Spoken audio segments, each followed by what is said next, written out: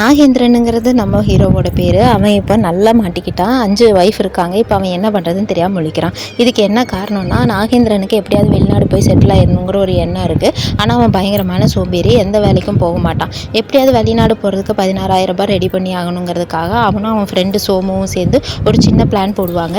சோமுவோட plan படி இவனும் நடந்துக்குவான்.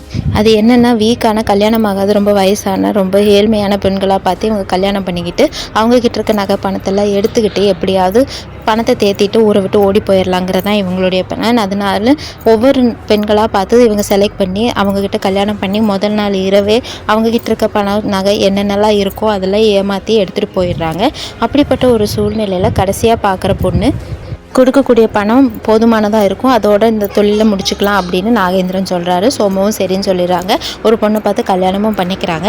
அன்றைக்கி நைட்டு சரி எப்படியாவது திருந்தி இந்த பொண்ணு கூடயே வாழ்க்கையை நடத்திடலான்னு நாகேந்திரன் நினைக்கிறாரு. ஆனால் அடுத்த நாள் காலையில் எழுந்து பார்க்கும்போது அந்த பொண்ணு அங்கே இருக்க பண நகையெல்லாம் எடுத்துக்கிட்டு ஓடி போயிடும். அதுக்கப்புறம் தான் தெரியும் அந்த பொண்ணு சோமுவோட உண்மையான பொண்டாட்டின்னு. சோமுவும் இவனோட சேர்ந்து இவ்வளோ நாள் ஏமாற்றிக்கிட்டு இருந்திருக்கான்னு இவனுக்கு கடைசியில் தான் தெரியும். இப்போ அவனுக்கே என்ன பண்ணுறதுன்னு தெரியாமல் ரொம்ப முழிச்சிக்கிட்டு இருக்க நேரத்தில் தான் வெளியே வந்து பார்க்கலாம் அப்படின்னு பார்க்கும்போது இவன் முதல்ல கல்யாணம் பண்ணி ஏமாற்றிட்டு போன பொண்ணோட அண்ணன் அங்கே நின்றுட்டுருக்கான். அவன் தான் இது வரைக்கும் எத்தனை பொண்ணுங்களை ஏமாற்றிருக்கானோ எல்லாத்தையுமே ட்ராக் பண்ணி இவன்கிட்ட சொல்கிறான். ஒரு வழியாக ஏமாந்ததெல்லாம் போதுன்னு இவன் வீட்டுக்கே போயிடலான்னு முடிவெடுத்துட்டு அவனுடைய சொந்த வீட்டுக்கு போகலான்ட்டு வீட்டுக்கு போகிறான். வீட்டுக்கு போய் பார்த்தா இவன் ஏற்கனவே கல்யாணம் பண்ண எல்லா பொண்ணுங்களும் வீட்டில் வந்து வெளியே நின்றுட்டுருக்காங்க.